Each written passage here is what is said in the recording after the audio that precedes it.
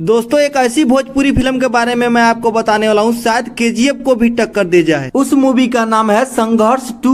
जबकि star cast में मैं आपको बता दे रहा हूँ भोजपुरी हीरो खेसारी लाल यादव, बॉलीवुड और कुछ साउथ के भी एक्टर्स लिए गए हैं। इसमें रोल के बारे में मैं आपको बता दे रहा हूँ खेसारी लाल यादव को हीरो के जैसे नहीं विलन के जैसे लिया गया है, जिस प्रकार केजीएफ 2 में यश को लिया गया था। दोस्तों इस मूवी में हीरोइन के बारे में मैं आपको बता दे रहा हूँ, इस मूवी में साउथ के सुपर हिट मेगा श्री को लिया गया है। आप अंदाजा लगा सकते हैं इस मूवी में साउथ हीरोइन को लिया गया तो ये मूवी कितनी महंगी जाने वाली है। दोस्तों ये मूवी भोजपुरी के सिनेमा घरों में ही नहीं बॉलीवुड और साउथ में भी 4 चांद लगाने वाली है। दोस्तों खेसारी लाल यादव की न्यू भोजपुरी फिल्म संघर्ष 2 के बारे में जानकारी आपको कैसी लगी? अगर आपको अच्छी लगी तो हमारे कमेंट बॉक्स में कमेंट करके जरूर बताइए। तब तक मिलते हैं अगले नेक्स्ट वीडियो में।